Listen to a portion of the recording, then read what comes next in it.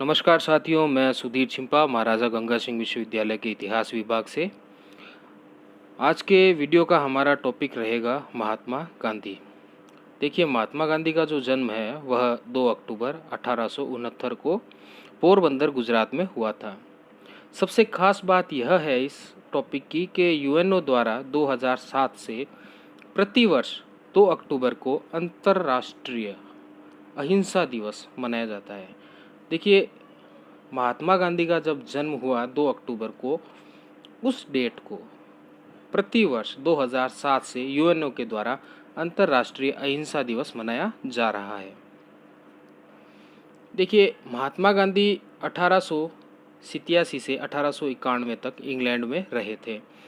1893 में पोरबंदर की जो पारसी फर्म थी दादा अब्दुल्ला एंड कंपनी, उसके लिए गांधी जो है काम करने के लिए दक्षिण अफ्रीका गए थे। गांधी 22 वर्षों तक दक्षिण अफ्रीका में रहे थे और दक्षिण अफ्रीका में गांधी जी ने नेटोल कांग्रेस की स्थापना की थी। आगे हम देखते हैं, दक्षिण अफ्रीका में रहते हुए ही उन्होंने टॉलस्टॉय पार्क तथा फिनिक्स पार्क की स्थापना की थी। गांधी ने जो पहला सत्याग्रह किया था वह रंगभेद के विरुद्ध दक्षिण अफ्रीका में किया था। देखिए, दक्षिण अफ्रीका से इंग्लैंड की जब उन्होंने समुद्री यात्रा की थी, उस दौरान गांधी जी ने 1909 में हिंद स्वराज नामक पुस्तक की रचना की थी। गांधी जी पर जॉन रस्किन का प्रभाव था और जॉन रस्किन की जो पुस्तक है उसका नाम है अन टू द लास्ट, और अन टू द लास्ट का ही गांधी जी ने हिंदी वर्जन किया था जिसका नाम उन्होंने रखा था सर्वोदय। आगे हम देखते हैं, 9 जनवरी 1915 को महात्मा गांधी दक्षिण अफ्रीका से भारत आए थे। देखिए, प्रतिवर्ष 9 जनवरी को ही प्रवासी भारतीय दिवस के रूप में मनाया जाता है। आगे हम देखेंगे, प्रथम विश्व युद्ध के दौरान 1915 में गांधी जी ने भारत भ्रमण किया तथा भारतीय युवाओं को ब्रिटिश सेना में भर्ती होने के लिए प्रेरित किया। देखिए, एक सैनिक के तौर पर नहीं, एम्बुलेंस जो सेवा थी उसमें भारतीय युवाओं को भर्ती होने के लिए गांधी ने प्रेरित किया था। इसी कारण जनता ने गांधी जी को भर्ती करने वाला सार्जेंट की उपाधि दे दी थी। ब्रिटिश सरकार ने गांधी जी को इस कार्य के लिए केसरे हिंद की उपाधि प्रदान की थी। गांधी जी के राजनीतिक गुरु थे गोपाल कृष्ण गोखले, और 1916 में गांधी जी ने अहमदाबाद के पास साबरमती नदी के किनारे सत्याग्रह आश्रम की स्थापना की थी। आगे देखते हैं, 1917 में गांधी जी ने अपना पहला किसान आंदोलन चंपारण किसान आंदोलन जो बिहार में है उसका नेतृत्व किया था।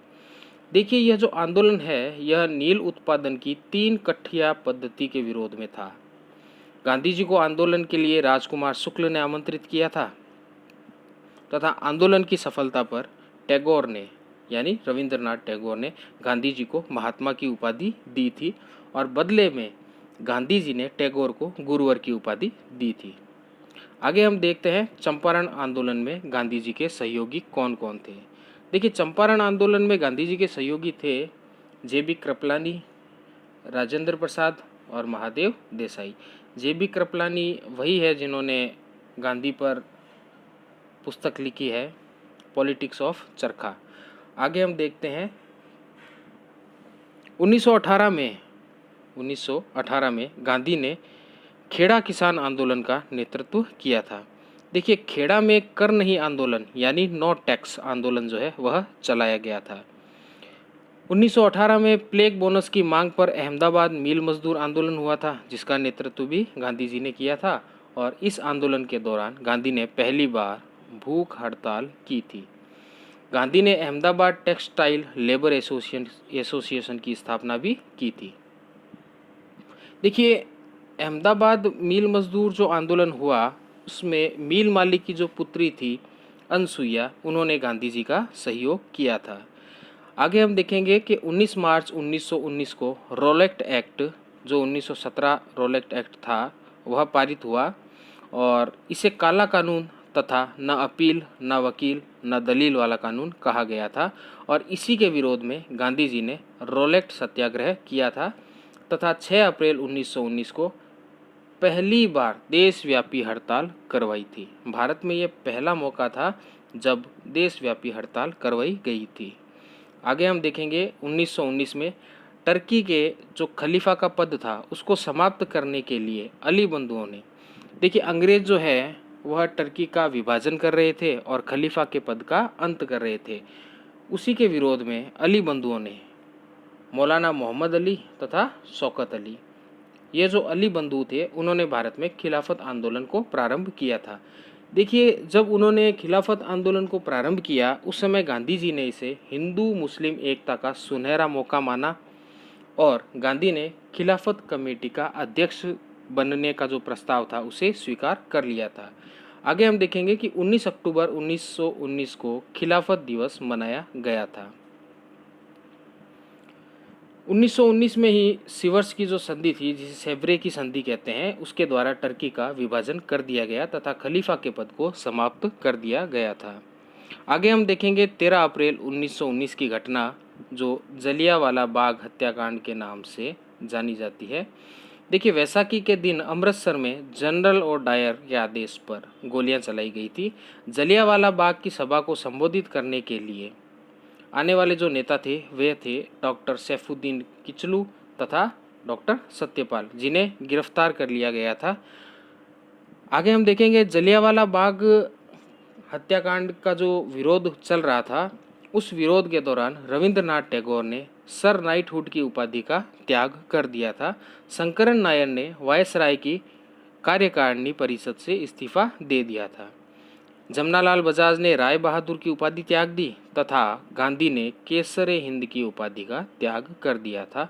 यह केसरे हिंद की उपाधि वही है जब प्रथम विश्व युद्ध के दौरान महात्मा गांधी ने भारतीय युवाओं को ब्रिटिश सेना की एम्बुलेंस सेवा में भर्ती होने के लिए प्रेरित किया था। आगे हम देखेंगे सरकार द्वारा गठित हंटर कमेटी। यह जो हत्याकांड हुआ था जलियांवाला हत्याकांड, उसकी तहकीकात के लिए एक कमेटी का गठन किया गया था जिसे हंटर कमेटी कहते हैं, जिसमें 5 अंग्रेज तथा 3 भारतीय सदस्य थे। उन 3 भारतीय सदस्यों के नाम थे चिमनलाल सीतड़वार, साहबजादा सुल्तान खान तथा जगत नारायण। देखिए हंटर कमेटी ने अपनी जो रिपोर्ट दी उसमें जनरल और डायर को सिर्फ लापरवाही का दोषी माना गया और गांधी ने हंटर कमेटी की रिपोर्ट को पन्ने दर पन्ने निर्लजता भरी सरकारी लीपापोती बताया था।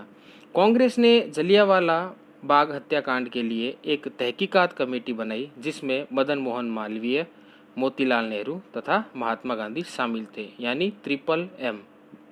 ट्रिपल एम का मतलब हो गया मदन मोहन मालवीय, मोतीलाल नेहरू और महात्मा गांधी। आगे हम देखेंगे असहयोग आंदोलन।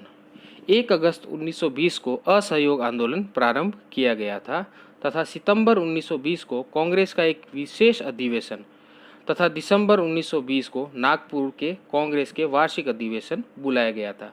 देखिए नागपुर का जो ये विशेष अधिवेशन बुलाया गया था, नागपुर के इस अधिवेशन में कांग्रेस ने असहयोग आंदोलन के प्रस्ताव को पारित कर दिया तथा उसकी पुष्टि कर दी थी। आगे हम देखेंगे कि गांधी ने असहयोग आंदोलन का जो उद्देश्य था वह था 1 वर्ष के भीतर स्वराज की प्राप्ति करना। असहयोग आंदोलन की शुरुआत जब हुई थी उसी समय बाल गंगाधर तिलक की मृत्यु हो गई थी और तिलक की मृत्यु पर महात्मा गांधी ने कहा था कि आज मेरा सबसे मजबूत सुरक्षा कवच टूट गया है। देखिए असहयोग आंदोलन के दौरान जो पहली गिरफ्तारी हुई थी वह गिरफ्तारी थी मौलाना मोहम्मद अली की। जो खिलाफत आंदोलन के नेता थे ये वही है मौलाना मोहम्मद अली। देखिए भारत में हिंदू मुस्लिम एकता जो है वह असहयोग आंदोलन के समय चरम सीमा पर थी। आगे हम देखेंगे असहयोग आंदोलन सकारात्मक तथा नकारात्मक दोनों स्वरूपों में चला था। देखिए इस आंदोलन के दौरान बनारस के अंदर हिंदू विश्वविद्यालय यानी BHU तथा अलीगढ़ में जामिया मिलिया इस्लामिया विश्वविद्यालय की स्थापना हुई थी। हजारों युवाओं ने सरकारी नौकरियों से त्यागपत्र दे दिया था। सुभाष चंद्र बोस ने भी ICS की नौकरी छोड़ दी थी। गांधी की बात से प्रेरित होकर सुभाष चंद्र बोस ने ICS की नौकरी से त्यागपत्र दे दिया था। आगे हम देखेंगे एनी बेसेंट, विपिन चंद्र पॉल तथा मोहम्मद अली जिन्ना ने असहयोग आंदोलन के विरोध में असहयोग आंदोलन के विरोध में कांग्रेस से त्यागपत्र दे दिया था। आगे हम देखेंगे 1921 में जब प्रिंस ऑफ वेल्स भारत की यात्रा पर आए, उस समय गांधी ने दूसरी बार देशव्यापी हड़ताल करवाई थी। आगे हम देखेंगे चोरा चोरी का जो कांड है वह असहयोग आंदोलन के दौरान। देखिए, चोरा चोरी का जो कांड है यह 5 फरवरी 1922 को उत्तर प्रदेश के गोरखपुर जिले में हुआ था तथा भीड़ ने चोरा चोरी पुलिस चौकी को आग लगा दी थी, जिसके अंदर 22 पुलिसकर्मियों की मृत्यु हो गई थी। इसी चोरा चोरी कांड के बाद 12 फरवरी 1922 को महात्मा गांधी ने बारदोली प्रस्ताव के द्वारा असहयोग आंदोलन को वापस ले लिया था और असहयोग आंदोलन को वापस लेने के बाद सुभाष चंद्र बोस ने इसे राष्ट्रीय दुर्भाग्य बताया। असहयोग आंदोलन के समय भारत का जो वायसराय था वह था चेम्सफोर्ड। देखिए, आगे हम देखेंगे 1924 में गांधी जो है वो कांग्रेस के 39वें अधिवेशन यानी बेलगांव अधिवेशन के अध्यक्ष बने। देखिए, गांधी अपने जीवन काल में कांग्रेस के सिर्फ एक बार ही अध्यक्ष रहे थे और वह था 39वां अधिवेशन जो बेलगांव कर्नाटक में हुआ था। आगे हम देखेंगे 31 दिसंबर 1929 को लाहौर में रावी नदी के तट पर नेहरू ने तिरंगा फहराकर पूर्ण स्वराज का लक्ष्य घोषित किया तथा प्रतिवर्ष 26 जनवरी को स्वतंत्रता दिवस मनाने की घोषणा की थी। फरवरी 1930 को साबरमती की बैठक के अंदर गांधी को नए आंदोलन के लिए नेता चुन लिया गया था और यह जो नया आंदोलन होना था वह था सविनय अवज्ञा आंदोलन, जिसके बारे में हम आगे चर्चा करेंगे। देखिए, सविनय अवज्ञा आंदोलन, गांधी ने 11 सूत्री मांग पत्र वायसराय जो था उस समय इरविन, उसके सामने रखा था, जिसे इरविन ने मानने से इनकार कर दिया। तब गांधी ने कहा कि हमने घुटने टेक कर रोटी मांगी थी किंतु हमें पत्थर मिले। इसके विरोध में गांधी ने जब सविनय अवज्ञा आंदोलन शुरू करना चाहा तो उन्होंने सबसे पहले जो अपना हथियार इस्तेमाल किया वह था दांडी यात्रा। देखिए, दांडी यात्रा जो है वह नमक कानून को तोड़ने के लिए 12 मार्च 1930 को गांधी ने अपने 7-8 सहयोगियों मतलब 78 सहयोगियों के साथ साबरमती के आश्रम से दांडी के लिए यात्रा प्रारंभ कर दी थी। 24 दिनों की यात्रा यानी 2-4 दिनों की यात्रा के बाद 6 अप्रैल 1930 को दांडी के अंदर नमक कानून तोड़कर गांधी ने सविनय अवज्ञा आंदोलन को प्रारंभ कर दिया था। सुभाष चंद्र बोस ने गांधी की इस दांडी यात्रा की तुलना नेपोलियन की पेरिस यात्रा तथा मुसोलिनी की रोम यात्रा से की है। आगे हम देखेंगे इसी सविनय अवज्ञा आंदोलन के दौरान उत्तर पश्चिमी सीमा प्रांत जो था वहाँ पर खान अब्दुल गफ्फार खान, जिन्हें फ्रंटियर गांधी या बादशाह खान के नाम से भी जाना जाता है, उन्होंने सविनय अवज्ञा आंदोलन चलाया था। और खान अब्दुल गफ्फार खान ने एक पार्टी बनाई थी जिसे खुदाई खिदमतगार पार्टी या लाल कुर्ती दल के नाम से जाना जाता है। यहाँ के कबालियों ने गांधी को मलंग बाबा की उपाधि प्रदान की थी। देखिए, इस आंदोलन को दबाने के लिए ब्रिटिश सरकार ने घेड़वाल रेजिमेंट को भेजा था, लेकिन चंद्र सिंह घेड़वाल के कहने पर घेड़वाल रेजिमेंट ने कबालियों पर गोली नहीं चलाई, वरना जलियांवाला बाग हत्याकांड से भी भीषण हत्याकांड हो सकता था। आगे हम देखेंगे इसी आंदोलन के दौरान नागालैंड की गोडीलेन्यू ने नागालैंड के अंदर आंदोलन चलाया था। नेहरू ने गोडीलेन्यू को रानी की उपाधि दी थी। आगे हम देखेंगे गांधी इरविन समझौता। देखिए, उस समय गोलमेज सम्मेलन चल रहे थे इंग्लैंड में और हम लोग सभी लोगों को पता है कि 3 गोलमेज सम्मेलन हुए थे और पहला गोलमेज सम्मेलन जो हुआ था उसमें कांग्रेस की तरफ से कोई भी प्रतिनिधि शामिल नहीं हुआ था। तो इंग्लैंड से जब प्रेशर बनने लगा तब यहाँ का जो वायसराय था इरविन, उसने मजबूर होकर के गांधी से समझौता किया ताकि कांग्रेस की तरफ से कोई प्रतिनिधि गोलमेज सम्मेलन में भाग ले, और इसी के तहत किया गया था गांधी इरविन समझौता, जिसे दिल्ली समझौता भी कहा जाता है। देखिए, 5 मार्च 1931 को गांधी तथा इरविन के बीच दिल्ली समझौता हुआ था। जिसे 1931 में कांग्रेस के कराची अधिवेशन में मान्यता प्रदान की गई थी। इस समझौते में भगत सिंह की रिहाई न होने के कारण गांधी की देश भर में आलोचना की गई थी। देखिए, गांधी ने जो मांग पत्र दिया था उसमें राजनीतिक जो बंदी थे उन्हें छोड़ने की बात कही गई थी, लेकिन गांधी ने भगत सिंह, राजगुरु और सुखदेव की रिहाई की मांग नहीं की थी। इस कारण गांधी की देश भर में आलोचना की गई थी। आगे हम देखेंगे, जब गांधी लंदन में गोलमेज सम्मेलन में भाग लेने जाते हैं उस समय का घटनाक्रम देखेंगे। देखिए, गांधी ने 1931 के लंदन के दूसरे गोलमेज सम्मेलन में एकमात्र प्रतिनिधि के रूप में भाग लिया था। उस समय वहां मौजूद पत्रकार फ्रैंको मॉरिस ने गांधी को अर्धनग्न फकीर कहा था। वहीं चर्चिल ने, जो अपोजिट पार्टी में उस समय संसद में बैठते थे, उन चर्चिल ने गांधी को देशद्रोही फकीर की उपाधि दी थी और देशद्रोही फकीर कहकर पुकारा था। दूसरा गोलमेज सम्मेलन जो है वह असफल रहा था।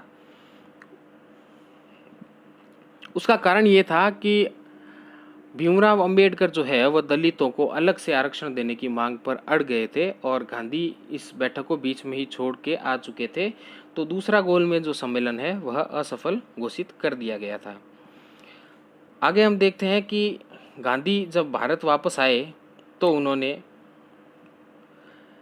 1 जनवरी 1932 को दूसरा सविनय अवज्ञा आंदोलन जो है वह प्रारंभ कर दिया था और इसी आंदोलन के प्रारंभ में ही गांधी को पूना की यरवदा जेल में रखा गया था। आगे हम देखेंगे 16 अगस्त 1932 का घटनाक्रम, जब ब्रिटेन के जो प्रधानमंत्री थे रैमजे मैकडॉन, उन्होंने कम्युनल अवार्ड यानी सांप्रदायिक पंचायत जारी करके दलितों को एक सांप्रदायिक निर्वाचन का अधिकार प्रदान कर दिया था। और इसके विरोध में, इसी सांप्रदायिक पंचायत के विरोध में 20 सितंबर 1932 को गांधी ने यरवदा जेल में आमरण अनशन प्रारंभ कर दिया था। देखिए, 6 दिन की भूख हड़ताल के बाद गांधी जब बहुत ज़्यादा कमज़ोर अवस्था में पहुंच गए थे तो गांधी के सहयोगियों ने अंबेडकर तथा गांधी के मध्य में समझौता करवाया था, जिसे पूना पैक्ट कहते हैं या गांधी अंबेडकर समझौता कहा जाता है। देखिए, पूना पैक्ट यानी गांधी अंबेडकर समझौता 20 सितंबर 1932 को पूना पैक्ट के तहत दलितों को आरक्षण सहित संयुक्त निर्वाचन का अधिकार प्रदान कर दिया गया था।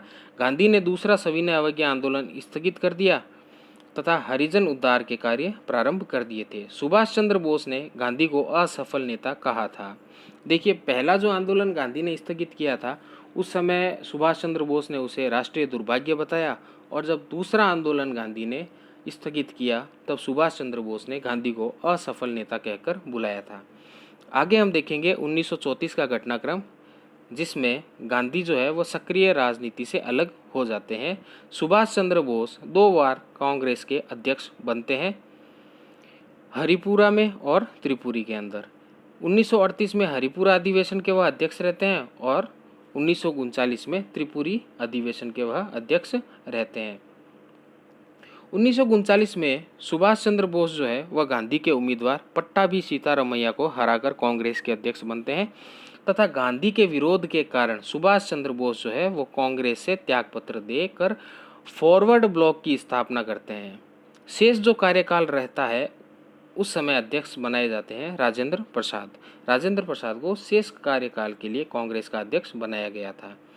आगे के घटनाक्रम में हम देखते हैं 1940 में गांधी ने व्यक्तिगत सत्याग्रह अथवा दिल्ली चलो आंदोलन प्रारंभ किया था, जिसके प्रथम जो सत्याग्रही थे वह थे विनोबा भावे तथा दूसरे जो सत्याग्रही थे वह थे जवाहरलाल नेहरू।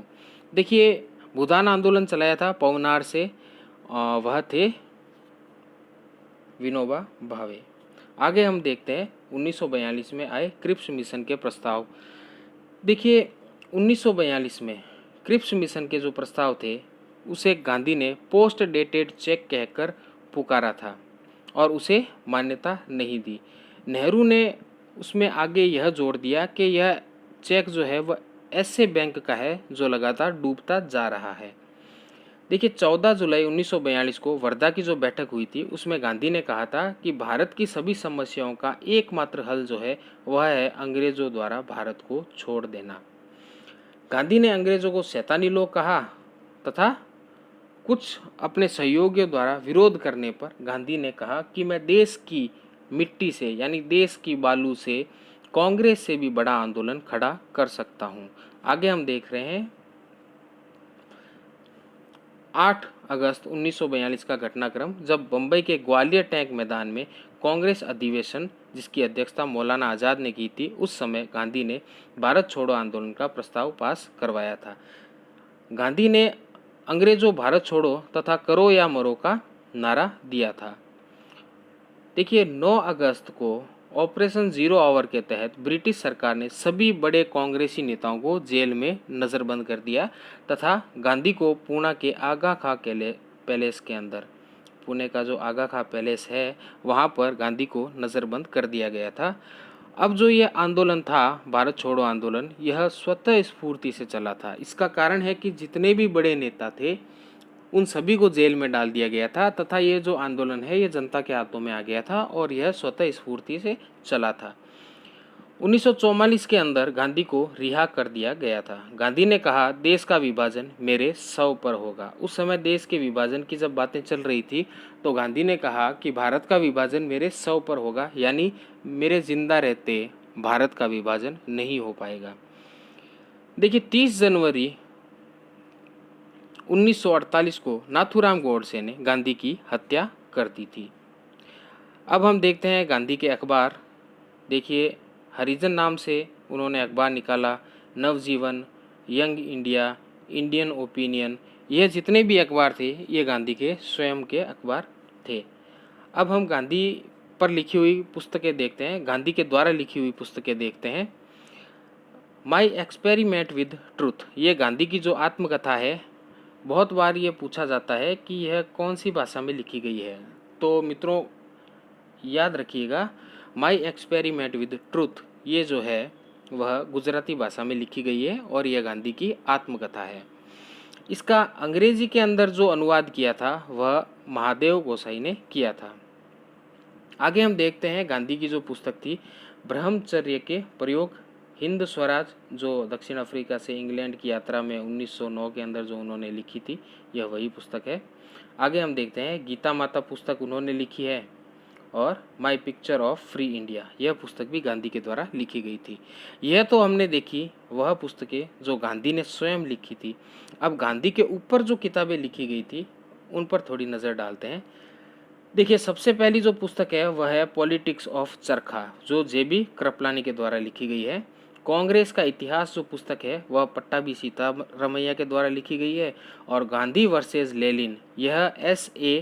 डांगे के द्वारा लिखी गई है। और द ग्रेट सॉल, महान आत्मा, यह जोसेफ ले लिवेंड के द्वारा लिखी गई है। गांधी के संबंध में जो कथन है वह देख लेते हैं। अगर गांधी नहीं होता तो दुनिया वाकई खूबसूरत होती, यह कथन कहा है वेलिंगटन ने। देखिए अंग्रेज अधिकारी है तो गांधी की आलोचना ही करेंगे और उन्होंने ये कथन कहा है कि अगर गांधी नहीं होते तो दुनिया वाकई बहुत ही खूबसूरत होती। गांधी को राष्ट्रपिता कहा था सुभाष चंद्र बोस ने। आगे हम देखते हैं गांधी के आंदोलन को राजनीतिक फिरौती कहकर पुकारा था लिन लिथगो ने। गांधी को आने वाली पीढ़ियों के लिए रोल मॉडल यानी एक आइडल के तौर पर बताया था अल्बर्ट आइंस्टीन ने। गांधी ने आज़ादी के बाद कांग्रेस को समाप्त करने का सुझाव दिया था। गांधी ने राजेंद्र प्रसाद को देश रत्न तथा जिन्ना को कायदे आज़म कहकर पुकारा था। देखिए आज के वीडियो में हमने देखा महात्मा गांधी के संपूर्ण जीवन के बारे में, उनके द्वारा किए गए सत्याग्रह, उनके द्वारा किए गए आंदोलन, खिलाफत आंदोलन, सविनय अवज्ञा आंदोलन, भारत छोड़ो आंदोलन, ये जितने भी गांधी के द्वारा किए गए कार्य थे उनके बारे में आज हमने चर्चा की। आज के टॉपिक से संबंधित अगर आपको कहीं भी कोई परेशानी हो, इससे संबंधित आपको अगर कोई भी प्रश्न पूछना हो तो आप व्हाट्सएप पर अथवा मेरे जो मोबाइल नंबर है उस पर संपर्क करके आप अपने प्रश्न पूछ सकते हैं। धन्यवाद।